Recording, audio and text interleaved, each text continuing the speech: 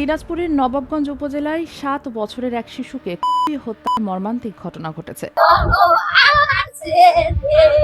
ভাই কালকে যেভাবে মারছে ভাই চুলাইছে কাটছে, যাই হোক কিন্তু আমি বিচারটা শক্তভাবে চাই ভাই। আমরুলবাড়ি ডাঙ্গাপাড়া গ্রামে এই ঘটনা ঘটে। নিহত শিশুর নাম সিরাজুল আলম শামস। সে ওই এলাকার বাসিন্দা মমিনুল ইসলামের ছেলে এবং আফতাবগঞ্জ চাইল্ড কেয়ার স্কুলের 2য় শ্রেণীর ছাত্র। পরিবার ও স্থানীয় সূত্রে জানা যায়, শুক্রবার সন্ধ্যায় ইফতারের পর শামস বাড়ির সামনে খেলছিল। এ সময় তার এক চাচাতো ভাই তাকে ডেকে নিয়ে যায়। এরপর থেকে তাকে আর খুঁজে পাওয়া যাচ্ছিল না। প্রথমে পরিবারের আশেপাশের বাড়ি ও প্রতিবেশীদের কাছে খোঁজ নিতে থাকে। সময় গড়ানোর সঙ্গে সঙ্গে স্বজনদের উদ্বেগ বাড়তে থাকে। রাত 8:30টার দিকে বাড়ির অদূরে আমরুলবাড়ি ডাঙ্গাপাড়া মাদ্রাসার সংলগ্ন একটি ভুট্টা খেতে শিশুটির নিথর দেহ পড়ে থাকতে দেখেন স্থানীয়রা। খবর পেয়ে পরিবার সেখানে ছুটে যায়।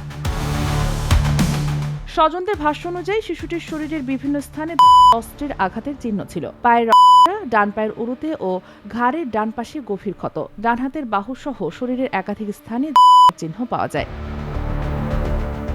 গুরুতর অবস্থায় তাকে উদ্ধার করে দ্রুত ফুলবাড়ী উপজেলা স্বাস্থ্য কমপ্লেক্সে নেওয়া হলে কর্তব্যরত চিকিৎসক তাকে মৃত ঘোষণা করেন। পরে ময়নাতদন্তের জন্য মরদেহ দিনাজপুরে পাঠানো হয়।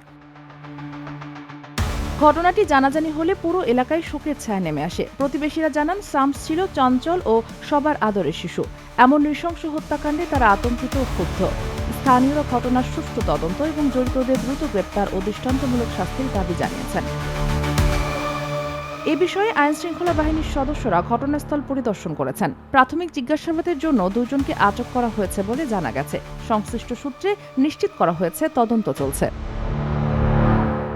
Sheikh Masuma, news desk, daily our Bangladesh.